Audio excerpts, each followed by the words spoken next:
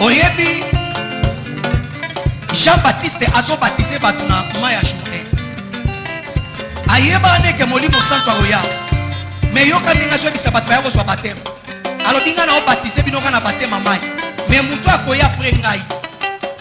Aro baptisé bino na molimo. Aro baptisé bino na molimo na epe na ni baptisé ya moto. Nazati n'était à refouler ta singa sapatu na ye.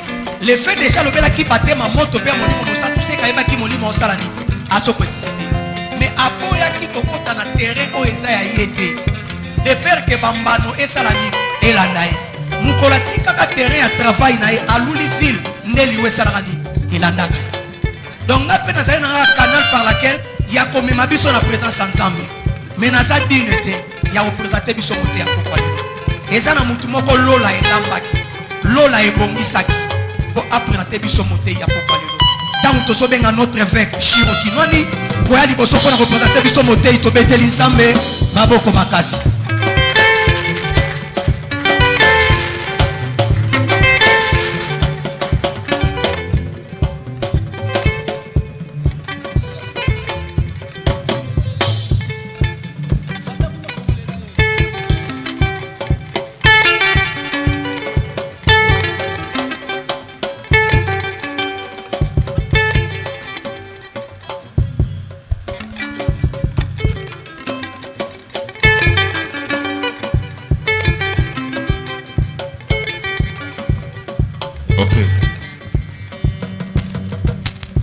Alléluia. Alléluia. Praise the Lord. Praise the Lord. Alléluia. Il est vivant. Il est vivant. Qui? Si c'est Jésus, acclame encore très fort pour les rois des rois.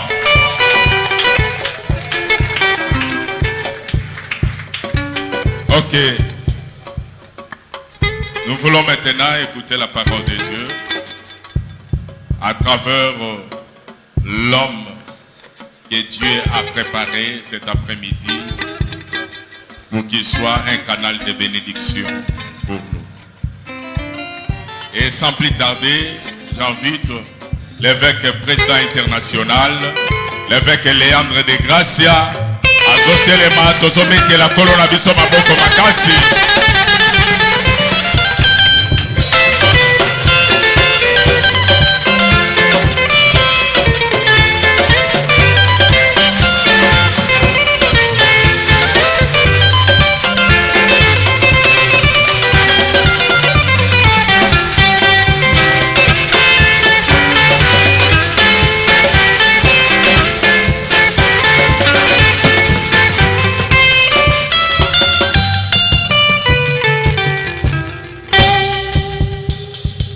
Merci beaucoup.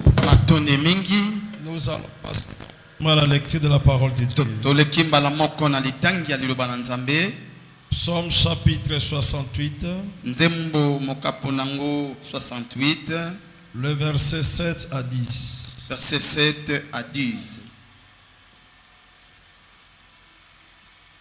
Je lis au nom de Jésus-Christ. Amen. Je peux commencer au verset 6. Non, verset 7 directement. Dieu donne une famille à ceux qui étaient abandonnés. Il donne une famille à ceux qui étaient abandonnés. Il délivre les captifs et les rats errés. Le rebelle seul habite des lieux arides. Le rebelle seul habite les lieux arides.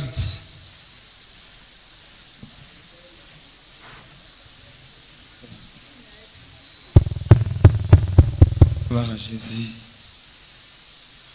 Oh Dieu, oh Kolo, quand tu sortis à la tête de ton peuple, quand tu marchais dans le désert, la terre trembla. La terre trembla. Le ciel se fendit devant toi. lola epasuraki liboso na yo.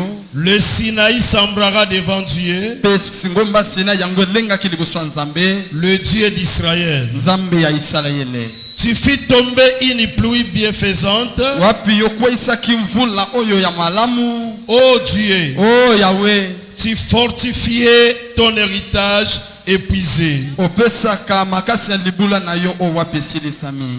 Oracle du Seigneur. Amen. Est-ce que tu peux acclamer pour Oyo la koki gloire de Dieu? kobetela nkolo maboko makasi. Veuillez vous asseoir. Oyo ozwi esika ovandi. Je ne sais pas pourquoi seulement au moment de l'exhortation, Oye nayebi les te mpona anomalies nini. commencent. Mpona nini kaka na ngonga ya malendisami nde makambo boye bandi. Notre rencontre de ce jour Bokutani na biso ya mokolo ya lelo a pour une seule mission: eza kaka na etinda se moko. prier en faveur de notre nation. Kosambela mpona bolamu ya ekolo na biso. Vous savez, lorsque vous êtes dans le pays, Oyebi tangu wapi bozomi na kati ya mboka. des fois les informations réelles du pays vont vous échapper. Tango mosusu batango oyo ezoleka na kati ya mboka bokoki kozanga yango. Mais lorsque vous êtes en dehors du pays, Kasi tango bozwami libanda ya mboka, vous pouvez mieux être informé de la situation de votre pays. bino bokokende kozwa basango malamu na oyo etali mboka na bino. Nous étions absents dans le pays. Boye tozalaki te na kati na mboka. C'était qu'avant hier que nous nous sommes retournés. Ezalaki kaka nde na nsima ya lobi oyo eleki nde bapapa bazongaki. Et là où nous étions, Pe tango tozalaki kuna, nous avions reçu tant des informations concernant la situation de notre pays. boye tokendaki kozwa bantango ebele kolandisama etamboli ya mboka na biso. Parce que nous étions si proches du pouvoir aussi de l'extérieur. Pamba te tozalaki pene ya mpifo oyo ya libanda. Nous sommes face aux réalités de l'élection présidentielle et des élections différentes. Boye toza liboso ya maponami ya mokonzi ya mboka to pe maponami ya balobeli ya mboka. Où l'expression libre de tout peuple congolais doit s'exprimer. Oyo wapi elobeli ya sembo ya libota ya bana Kongo esengeli eyokana. Mais bien aimé, pendant que nous nous préparons, Alingami tango o wapi biso tozomi lengele. l'ennemi a aussi son plan. Mongunya pe azana libongisi na ye. Ce n'est pas une prédication, Eza mateya te. mais c'est une exhortation liée à l'éveil de la conscience. Kasi eza lilendisami oyo kangami na bolamusi ya libanzo.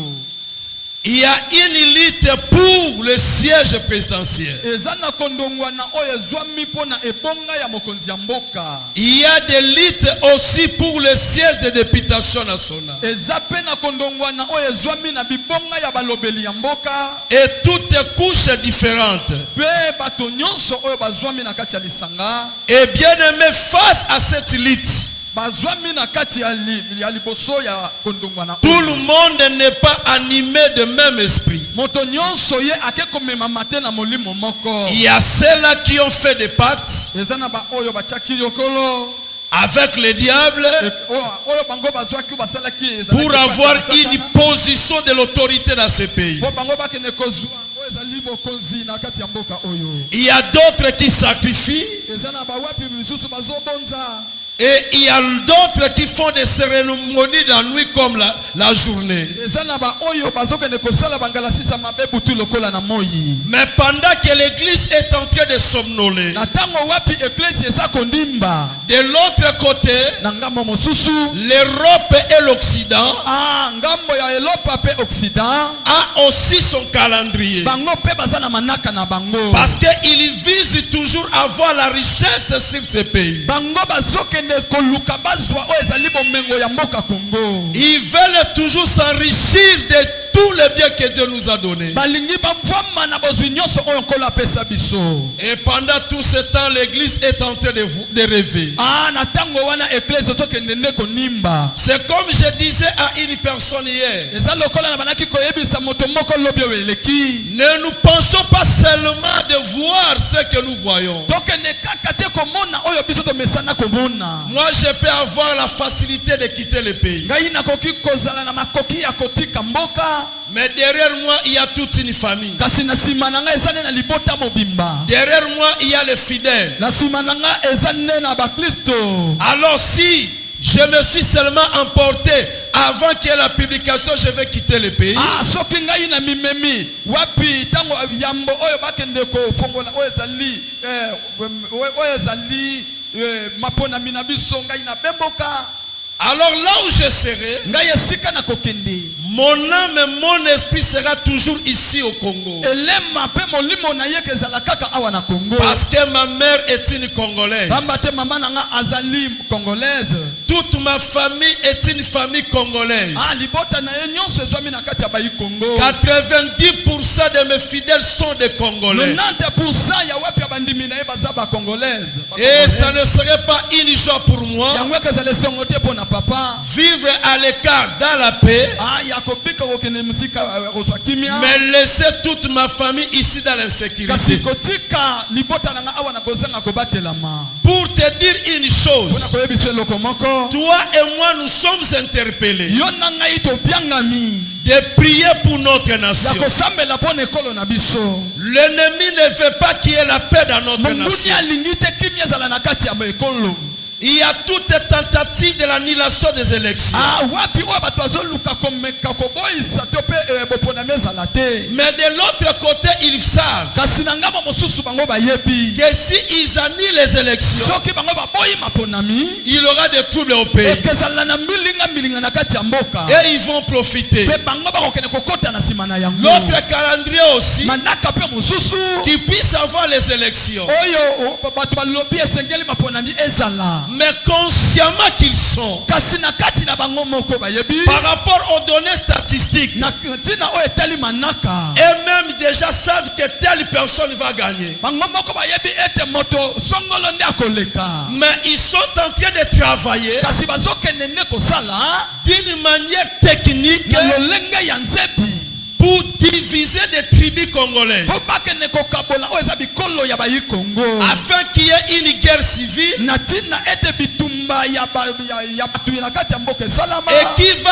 emballer toute l'armée congolaise. pe yango ekekende kozinga lipinga mobimba ya bayi Congo. Et c'est de là qu'ils vont venir na boyende bango bakoya pour chercher à donner solution, mpona koluka kopesa eyano. mais une fausse solution, kasi eyano nde ya mabe. pour qu'ils donnent au peuple congolais po bapesa na bayi Congo l'autorité qu'eux-mêmes ont préparée. bokonzi oyo bango moko nde babongisaki. Mais pendant cette période, kasi kowuta ntango wana combien vont succomber? boni bakokende kokweya. Peut-être dans ta famille, ntango mosusu na libota na yo. peut-être aussi dans ma ntango famille. mosusu na libota ya dadi.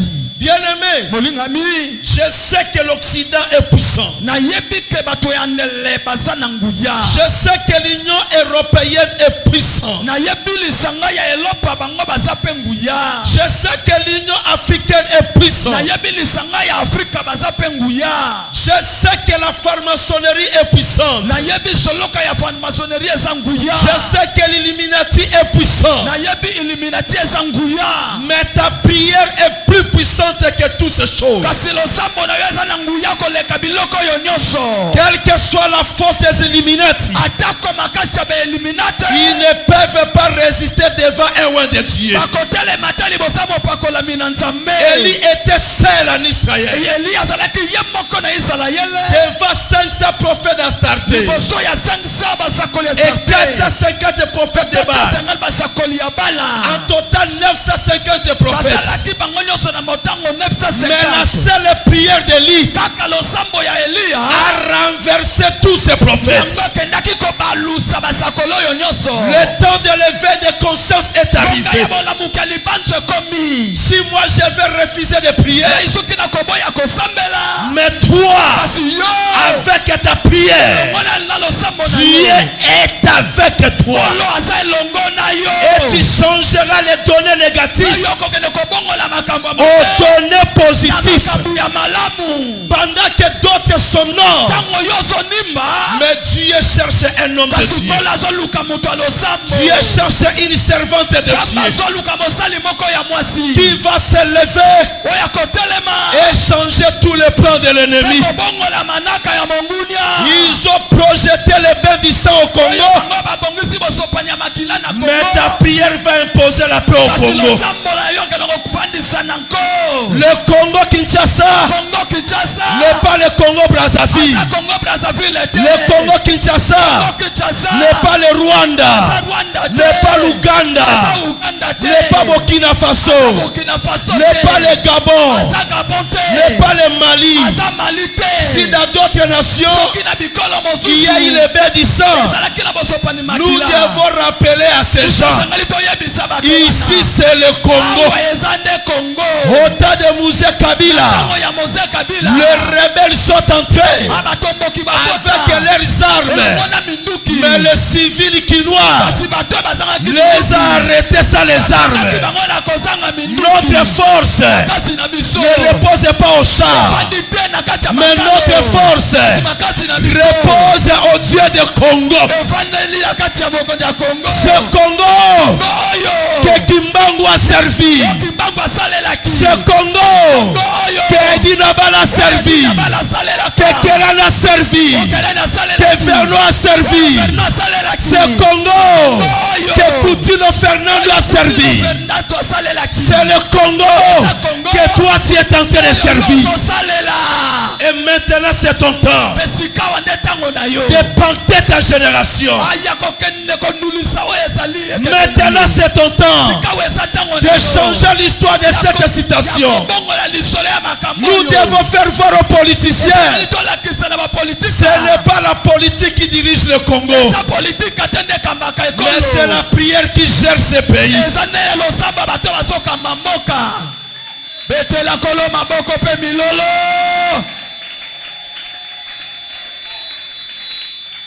Est-ce que quelqu'un me comprend? Vois pourquoi cet homme a dit, ma famille a été abandonnée, a été rejetée à cause des ennemis. Ils ont fait de nous leurs captifs. Mais oh Dieu, souviens-toi d'autres fois, quand tu sortais avec l'armée d'Israël, quand tu répandais ta bonté, quand tu faisais pleuvoir le feu du ciel, quand tu faisais pleuvoir des pierres, et tous les ennemis étaient écrasés. Où es-tu maintenant? Pendant ce temps que nous sommes, nos mamans sont violées à l'est, les filles sont écrasées, les seins des jeunes filles coupées. Mais toi tu es pasteur congolais, toi tu es chrétien congolais, ta prière se limite. Donne-moi le pain de ce jour, donne-moi le mariage, donne-moi le voyage en Europe. Pendant que tu demandes ces choses, mais tes sœurs à l'est sont violées, les frères à l'est sont décapités. Ta prière n'est pas seulement pour te faire voyager en Europe, ta prière n'est pas seulement pour guérir les malades, mais ta prière est aussi pour délivrer le peuple congolais.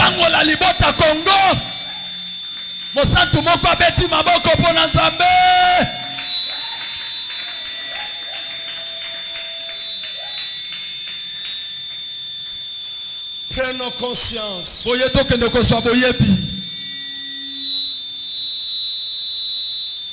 Et posons-nous des questions. Pourquoi il a pris à Dieu de te faire un Congolais et de te faire une Congolaise? Tu as un rôle à jouer dans ce pays. Ce temps que nous sommes, ce n'est pas le temps de regarder Saoul. Ce n'est pas le temps de regarder Abner. Saoul était connu comme le roi d'Israël. Abner comme le chef d'armée d'Israël. Mais devant Goliath, et tous sont tremblés. Mais c'était le temps d'un jeune homme qui n'était pas connu, qui n'était pas passé à la télévision, qui n'avait pas écrit une histoire à la nation. Et c'était lui le jeune homme de la destinée d'Israël. J'aimerais te dire le roi de Dieu que tu es là. Ne regardons pas ceux qui ont fait le nom. Ils ont fait le nom, mais ils n'ont pas gravé l'histoire de la paix dans ce pays. Laisse-moi te dire, Mobutu a gravé, il a fait un nom. Kassavubu a laissé un nom. Laurent Désiré Kabila a laissé un nom. Joseph Kabila a laissé un nom. Mais il y a un nom qui brille de génération en génération. Cet homme n'était pas le président de ce pays. Il était seulement un révolutionniste. Il s'appelait Lumumba.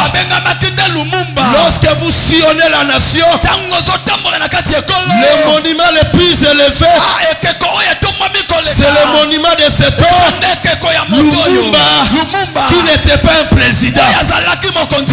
J'aimerais te dire aujourd'hui, Osana Posa Okoma président institution ecclésiastique. Amen. Osana Posa Okoma député nationalité. Mais Osaka kana Posa Otele Malokola David. Pamba te seka kokwa isagola te zaka pana yo. Amen.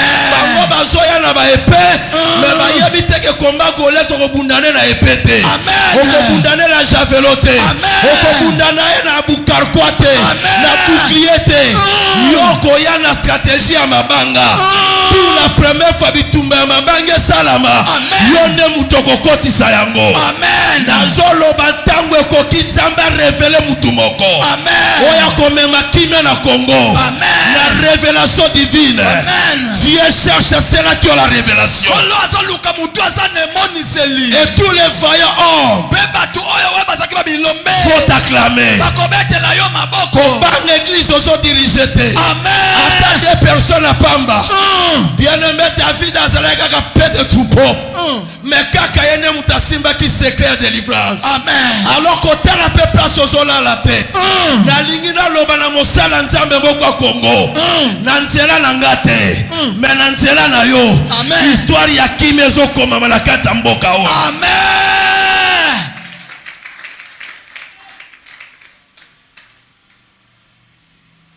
Wapi nzambe oya biki saba Congolais na force rwandaise sans armes. Mais ba Rwandais ba pesa ba armes bangomo. Wapi nzambe wa? Wapi nzambe oyo batu banosa katombe ko salama na Congo. Soki datu eleki Congo ko pela moto. Mais to buki mabolongo to bondeli pa nzambe. Amen. Makila pe tangi na Congo te. Amen. Batu babimisa bashar bakota bashar bango moko sans que makile sopa na kata Congo. Lo samonde esimi mboka oyo. Etangwe koki yona nga to telema poto imposer siko prière na kata mboka na biso. Est-ce que moi ne la kazo kanga? Amen. Mo pakola mimoko azoyo kanga. Na yebi ke election yego le kanango. Mais si ma election tangu kimia ozo chale lezo salama. Na yebi ke nzamba ko peso ba vino banda ko luka utakala. Amen. Nzamba ko peso mituko banda ko luka utakala. Amen. Ezala bato ba pamwa makina tangu a Joseph Kabila te. Mais na tangu a Félix ba pamwa mi. Amen. J'aimerais te dire ton histoire est en train d'être écrite maintenant. Et tu as l'intérêt de prier pour cette nation.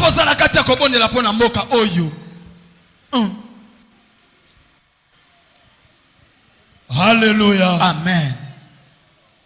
Toza na intérêt ya kobondela pona mboka na biso. Amen. Mama moko ta ko supporter masase ezwa mwana na ye. Amen. Mama moko ta ko supporter masase poma mobali na ye. Amen. Mobali moko ta ko supporter amona mwase bazo violer na misu na ye. Amen. Plan nyonso ba préparer ya guerre contre mboka oyo. Lelo lo samo na biso zo kwisa yango. Amen.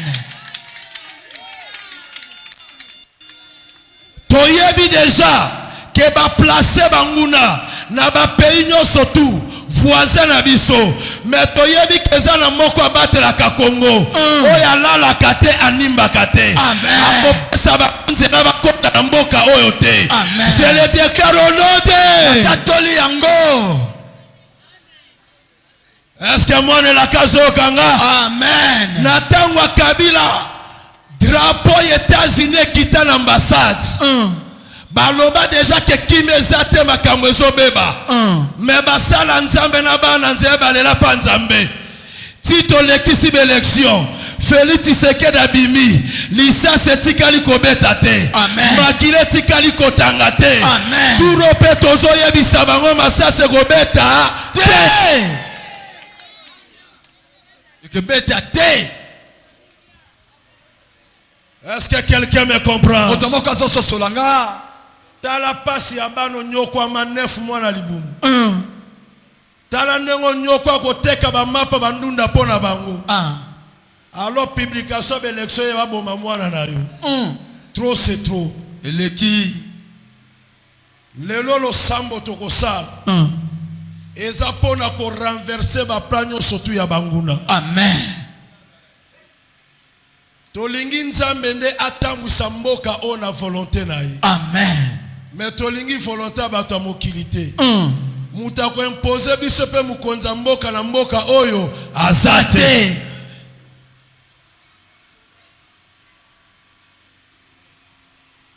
Je suis arrivé à la fin. Boye papa le bien comme inasuka. Toi qui sortais avec nous d'autres fois. Yo oyo wapo bimaki na biso mbalo eleka. Toi qui nous faisais des bienfaits. Yo oyo salela ki biso bolamu. Ce Dieu-là est capable Zambe wana azana makoki de sortir avec notre armée cette fois-ci. Yakobi melongo na lipinga na biso mbala oyo. Soki bango bako compter na ba force extérieure na bango, mais armée congolaise et ko compter na Yesu Masia. Amen. Toko récupérer ma belle nyonso tu ya biso poeza ya biso. Amen. Toko jouir na richesse mboka na biso poeza ya biso. Amen. Est-ce que moi ne la gazo ranga? Tozana poto envier lipamola ba moabiti te. Po lipa na bangwe bomaka tata na bana. Na omya kotika la veuve. Tokozela lipa na biso ka na mboka na biso. Amen. Po yango eza accompagné na liwate. Amen. Et mosala nzambe zwa conscience. Moi na nzambe zwa conscience. Amen. Yango tozoleka na 3 étapes ya prière.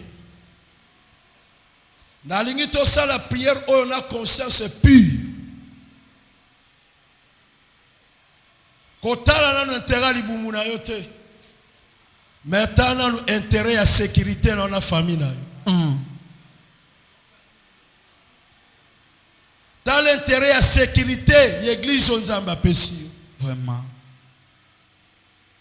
Toza na kata mboko. Mais ça na acteurs politiques.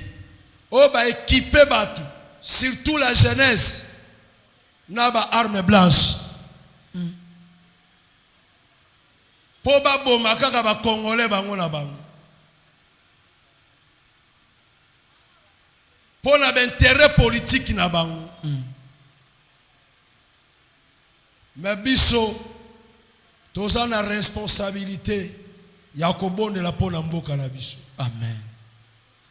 Po bana wana bazo équipé bango na ba arme lo ba boma peuple. Bango ne baza bandima ba église na biso alobi. Vraiment. Et mutasimba ka mitema bato malamu ezaka ka Nzambe. Amen.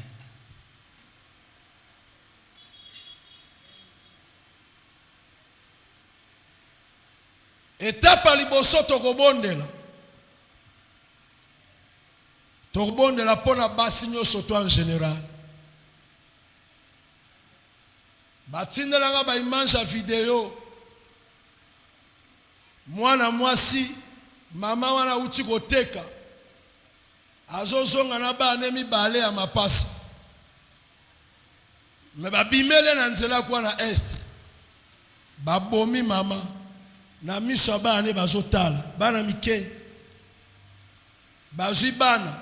Batie bango moko na muto mama na gauche, moko na muto mama na droite.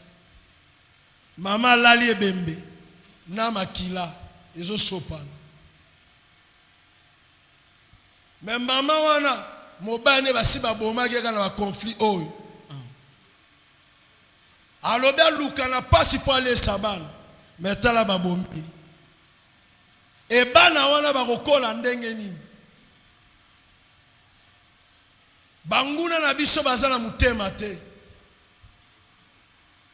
Batindelanga ba image este.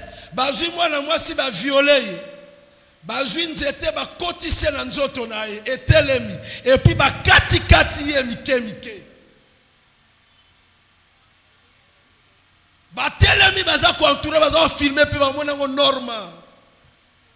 Na mituni sogeza gi mama nanga. Sogeza gi ndeko nanga mwasi. Quelle douleur!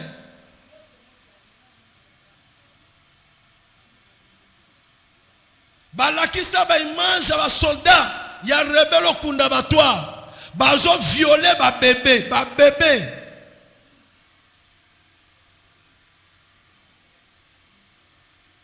tala siko bébé na yo boti aza bébé mais tata mukola komi ko violer bébé na pe bébé akufa na misu na yo. Tala passe ba maman na biso bazo mo na est.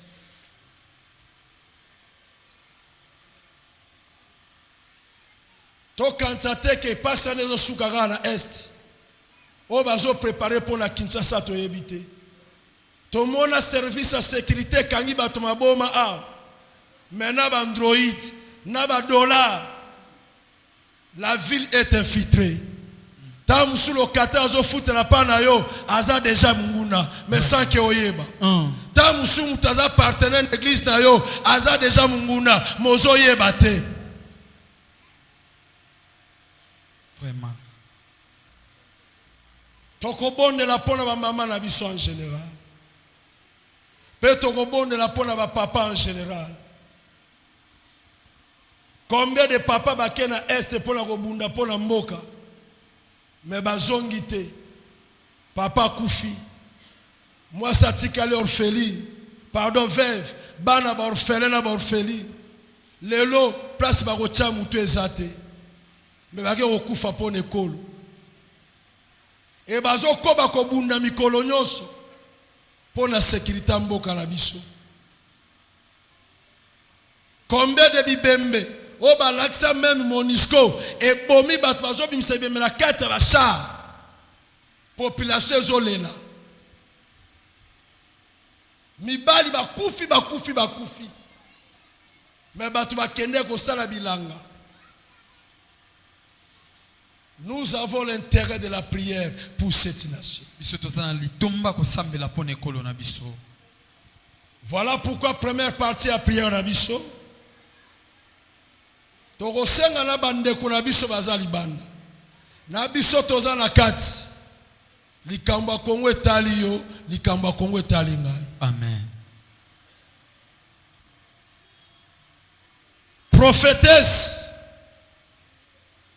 Espérance vous. La Sigone Bikolo. Yenda komema biso na première étape à l'osam. O tokobonde la pona ba maman na biso en général. Combien de mamans bazalia mais bazo souffrir. po bana batanga pasi, po bana balia pasi. Azola na bana na kata studio, mais soki mvule bandi maye tondi. De préférence mvule écouter libana na bana que mvule écouter na kata ndako. Nzambe wana akoyokela ba mama na biso mawate. Nzambe wana akoyokela bana biso basi pe mawate. O bazwa mina ba province na biso nyos. Nzambe akoyokela biso mawate. Batu bayoka sangwa mobondo menga na viva mobondo. Pona voyager na momo mobondo ezore nye na bandundu. Bakotela biso na kata mutuka. Bazo benga bateke basimbiliki na bango. Me bana bazo benga babo bayaka. Oto luka basimbiliki bo kitabino nyoswa. Ba carte d'identité bo lakisa. Oza bazo bomo si place. Balongoli sexe na yo, balongoli mutu. O chef ndali ya gawana. O etikali bango efo balia yango. Allah. Mais na kati ya Congo, mutazo sala bongo congolais parce que il est infiltré.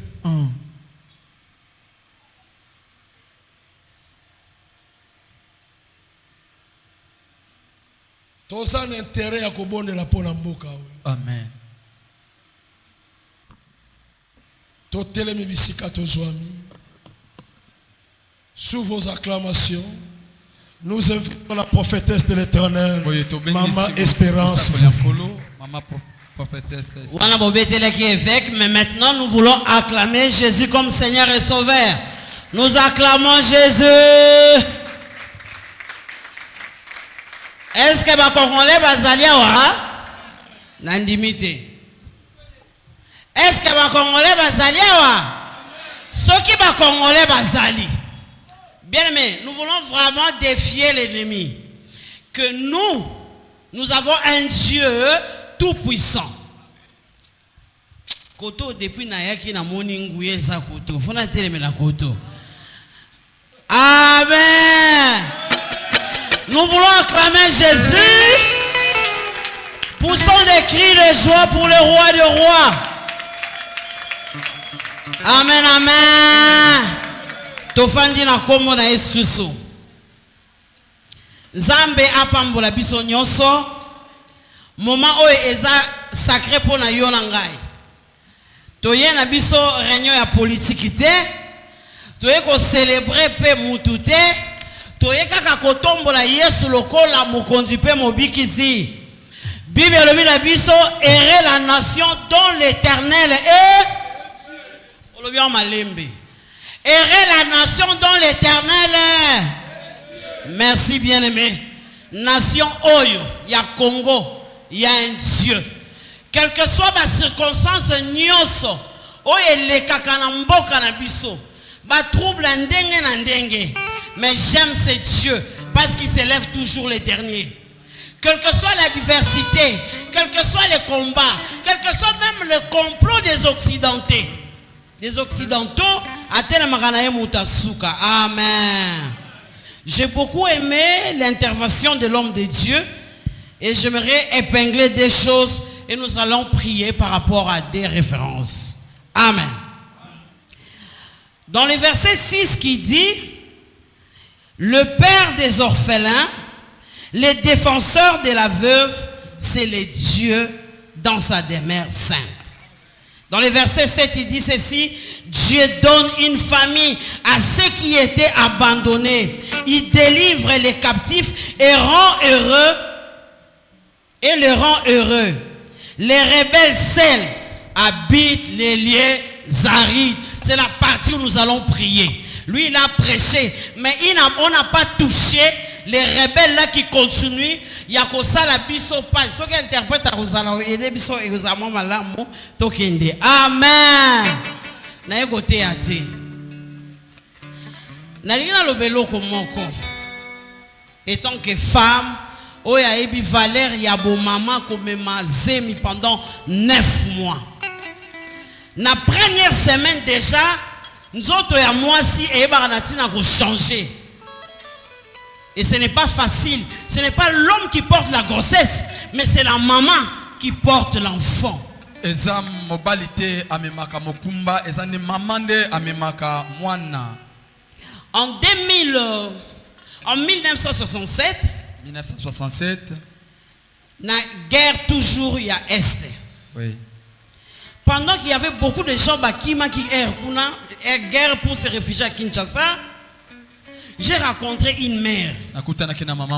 Cette maman qui dit on a tué son fils. Pourquoi on a tué son fils? Parce que les rebelles ont demandé qu'il puisse coucher avec son enfant. Quelle mère peut accepter de sortir, de coucher avec son enfant? Il y a plusieurs exemples. Bien aimé, aujourd'hui moi et toi nous représentons Ngana yo tozo représenter maman ya Congo. Interprète tikali. Ngana yo tozo représenter maman na kati ya mboka Congo. Amen. Ce qui te retele maloko la Déborah na poko ya lelo. Nzambe wana il va faire quelque chose. Tout ça qu'on a besoin de tout les cas par-ci par-là. Mais prière à juste a une grande efficacité. Amen. Tout ça la moussousouté.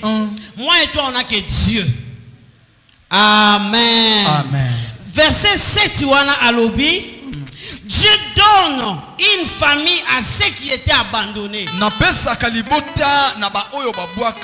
Combien d'entre nous sont aussi abandonnés? Laisse-moi te dire, nous n'avons que Christ comme seul refuge. Amen. Amen. Bien aimé, tu es bon là. Azan Zambe ya mawa. Azan Zambo ayoka kaba mama. Azan Zambo asolek na mwasi na jardin d'Éden. Et na poko lelo. Alinga ayoka bisope. Tozo ke loko bonde la. Cantique. Ezo mema biso na présence ensemble. Na lingi mama moko a réalisé passe na kati ya motema na ye. Par rapport à oyo nyoso bakoki ko bongisa. Peut-être ndeko moko abenga na musika lobi. Maman, de préférence pour bando tcha déjà ba provision. Ngana otoza na biso na mbongo te pour la provision. Mais bango basi basali ba provision na bango. Bango basi bakimisi ba na bango libanda mboka. Mais moi et toi on a que Dieu. Et voilà pourquoi ce soir nous voulons l'intervention divine. Là où les Occidentaux se sont levés, nous voulons que ce Dieu s'élève pour qu'il agisse, pour que la paix et ça l'a étendu nyonso. Il y a République démocratique du Congo.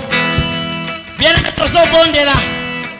Ozo bonde là pour la maman nyonso en général. Femme congolaise.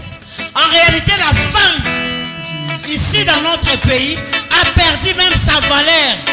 Moi si à ça sous une valeur T. Tolini to bonde là.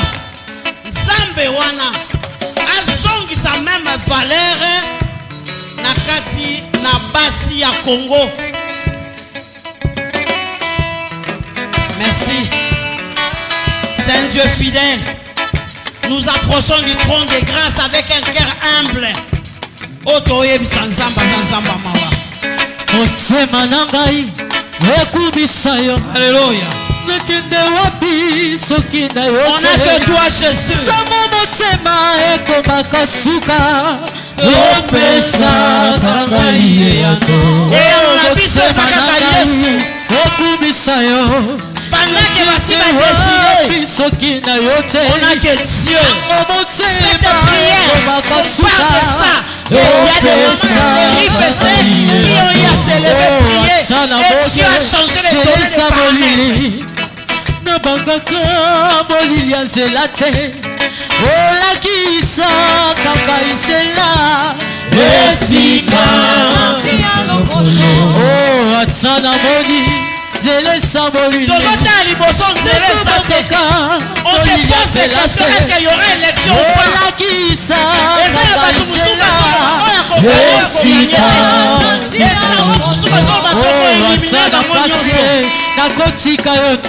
c'est le moment. Voilà pourquoi psaume 21 J'élève les yeux vers la montagne. D'où me viendra le secours. Car le secours de l'homme n'est que vanité.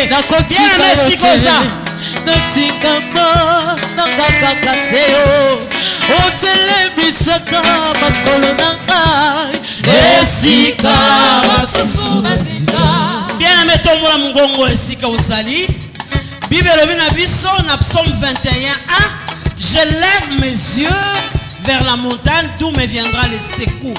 Bien aimé tozobondela nzambe yo mama bisika oza banda kolela nzambe ezala oza jeune fille o nyonso abengami mama yebisa nzambe tobondeli mpona mboka na biso tobondela kombo na Yesu Kristo asala mpona mboka oyo Yesu Kristo asemanifeste. Alléluia. Lisungi abatu te le secours de l'homme est vanité.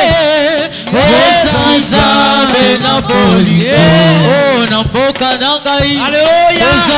Yahweh tozobela Yesu. Quelle que soit la diversité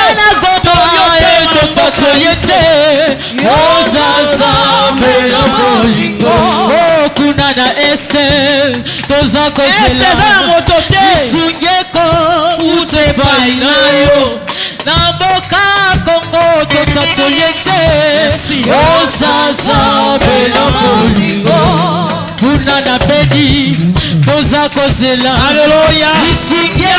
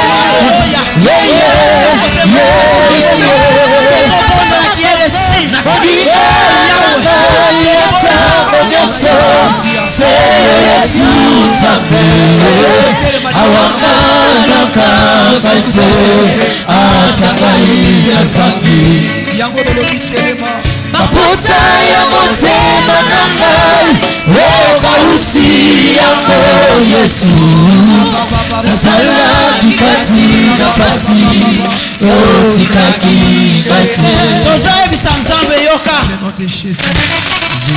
C'est Dieu là. Nasi c'est lobi boye. Le père des orphelins, les défenseurs des veuves. Talabano batikala ki lobi.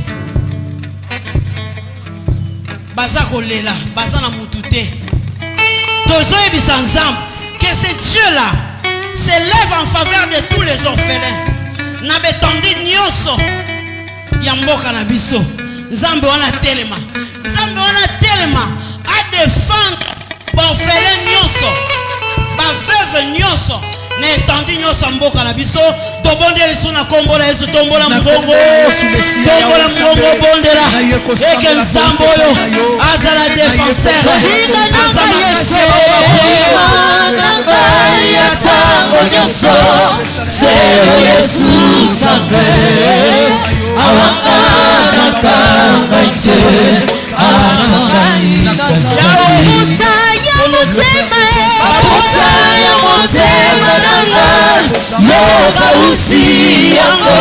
Yesu Nazala kikati na pasi Yotikaki kate Oh nazala kikate Nazala kikati na pasi Yotikaki kate Oh nazala kikate Nazala kikati na pasi Yotikaki kate Qu'il soit le père des orphelins. Que ce Dieu s'élève en faveur des orphelins.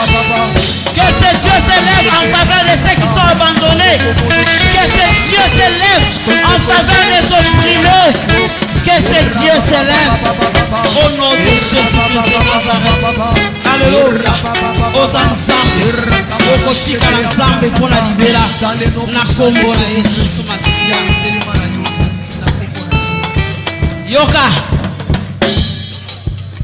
na partie B à 7 ilobi na biso. Il délivre les captifs et les rend heureux. Tozana besoin tozala heureux. Car c'est Jésus-Christ qui est venu libérer les captifs. Et que ce matin, c'est Dieu là s'élève pour libérer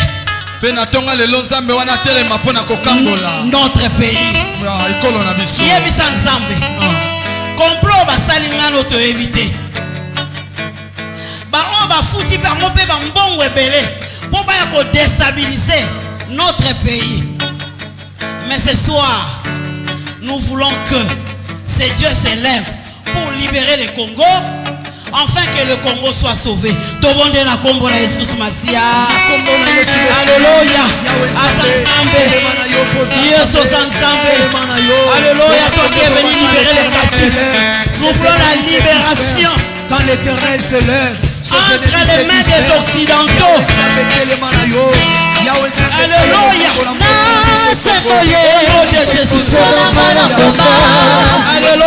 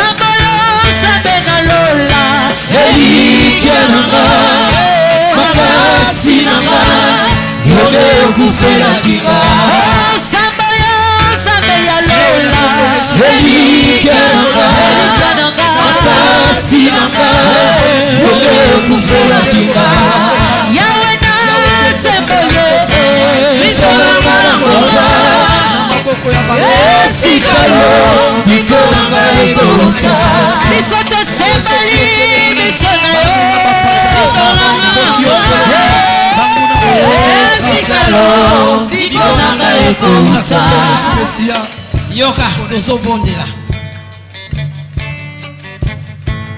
na Selobi, les rebelles seuls habitent les lieux arides. Tozoyebisa ensemble. Même les occidentaux là, même les commanditaires, bazo changer na banka abatu. Les gens que nous voyons sont innocents.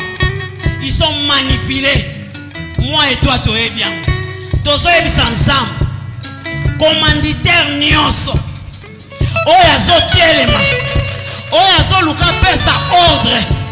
Pour la leçon de l'innocent. Ngana otozaba innocent. Et ce soir, nous voulons dire au Seigneur, ces gens-là, bakena liezari. Liena bango ezali ezari tozo bondi na kombo na Yesu Masiya. Tinda bango na ezari ba rebelle nyonso. O ba bondi na kombo na Yesu Masiya. Alléluia. Bakene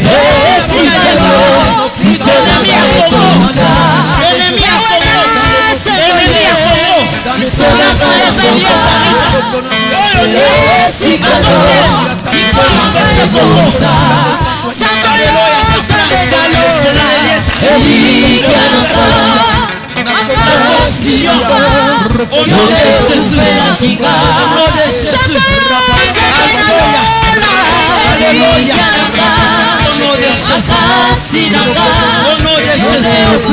de Jésus, tolemaka na suka. Dans le nom puissant de Jésus. Bien aimé, toyebisa nzambe si je nanga suka yango wana tozakaka na ye tozoyebisa ye ye atelemaka moto asuka. Il s'appelle les rédempteurs qui s'élèvent les derniers. Bango basali ba provision bango bakimisi mabota mais biso kaka Yesu tozoyebisa Yesu atelema moto asuka. Élection ou pas élection toboyi makila na mboka Congo tobondeli kimia etemere partout na mboka biso tobondeli na Congo. Yawe nzambe na Congo na Yesu Mesia toyeko sambela mpona mboka na biso Congo. Zambe na lola elikya nanga makasi nanga yonde okufela kinga. Zambe na lola elikya nanga makasi nanga yonde okufela kinga. Yawe nzambe bomba mboka oyo sembola loboko pesala ya kokamwa. Zala nzambe zala nzambe zala nzambe zala nzambe. Papa motema nanga edodisami na posa na yo. Merci. Bisikoza, moi je crois à cette prière. Yoka. Moi je crois à cette prière. Moi je crois à cette prière yangana yo. Amen. Moi je crois que Nzamba sali quelque chose ce soir. Amen. Nalingi maman nyonso isika zali. Nalingi peuple de Dieu biso nyonso bana Congo. Nalingi église qui est l'épouse de Christ. Tobete la kolo Yesu maboko. Bete la maboko.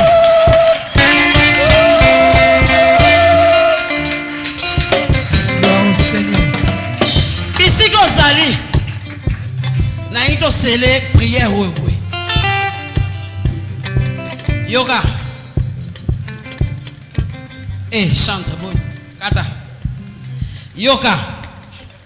Tonito c'est le moment où. Offrande na yo.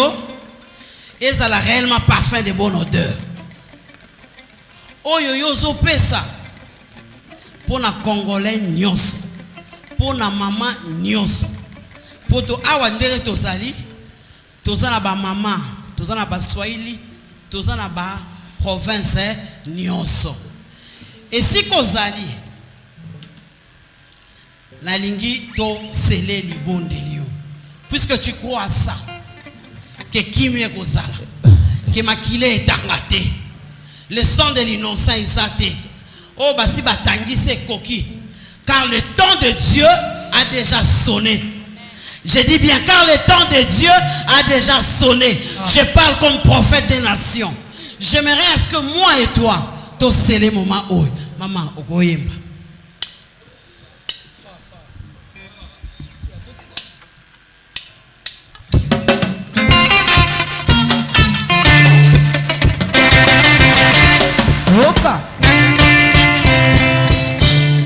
Merci. Merci papa.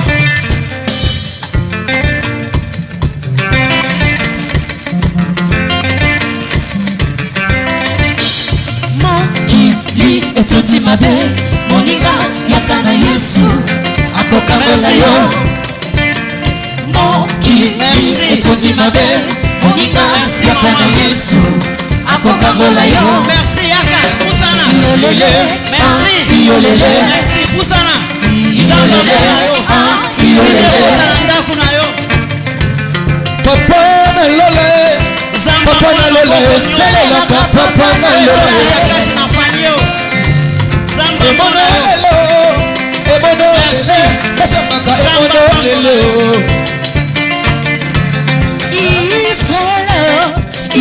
Israel oyoka mongongo na Nzambe. Nzambe ya koloba oyoka mongongo na ye. Maudit soit celui qui se confie à l'homme. Maudit soit celui qui se confie à l'homme. Keba mokolo mosiso kosituka. Bakoti bakozala te. Otielaka papa motema oye. Tu seras maudit. otelaka mama motema Moto akotela motema Yesu mwana nzambe yeko aboyaka moto te afandi na kiti na ye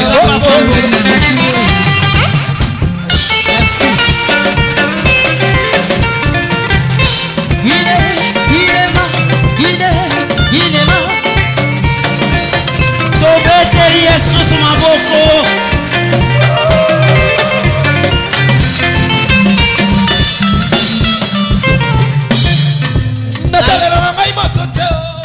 Balongi o alongi te obeta maboko te balongi babeteli Yesu Kristo maboko molongi moko apamboli Yesu. Merci biso basakoli tolinga bofandi mingi nzambe apambola bino. Est-ce que tu peux acclamer très très très très fort pour la gloire de Dieu?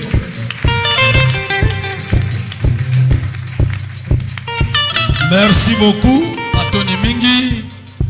Nous allons passer à notre deuxième étape de la prière. Parce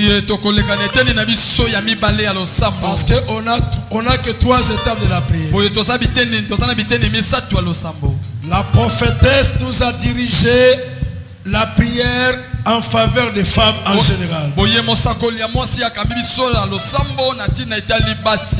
Maintenant, nous allons inviter sous vos acclamations son éminence, l'évêque Achille Mbomokwa, qui va nous diriger pour la prière en faveur de papa.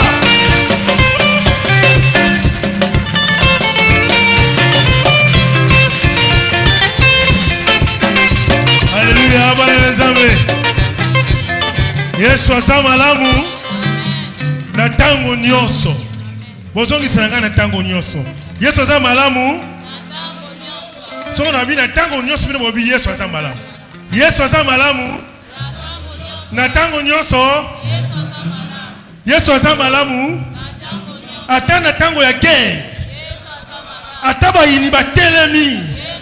Ata ba sangani bango nyonso. Biso tokolonga elongo na Yesu po azali malamu. Tobeteli Yesu maboko makasi. Bien-aimés dans le Seigneur. Avant la banda, na sakeloko moko.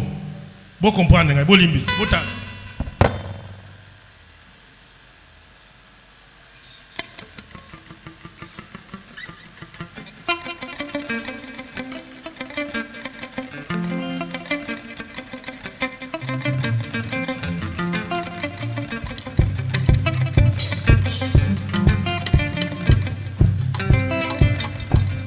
Bomituni po ina kangisi drapeau mibale.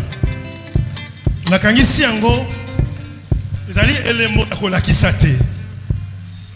Mboka oyo ekozala unifié. Ekozala unifié na président oyo akoleka. Ezala uti na ngambo nini?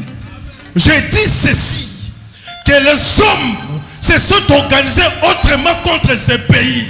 Mais Dieu aussi, lui, il a fait notre projet pour ce pays. Les hommes pensent à la dislocation, à la disparition de ce pays. Mais notre Dieu ne dit pas ça. Notre Dieu voit l'unification de ce pays et la force de ce pays. C'est pourquoi moi j'ai uni ces deux Congos là. Parce qu'il y a un autre Congo ailleurs. Moussousou Nangamou Moussousou. Nous sommes balés. Badrapo nous sommes Nangamou Mibalobi. Drapeau va Congo côté moi va Congo Congo le Kunate. Par contre surtout le drapeau à Congo. Mais ba drapeau on est surtout Eko Sanga. Eko Sangana. Alléluia. Alléluia. Ozali mobali. Na lingine bisayo ke moyini asali projet. Na bete no lisolo moko muninga moko. J'ai un ami qui m'a dit Achille, bon moi je m'en vais. Je quitte avec ma famille.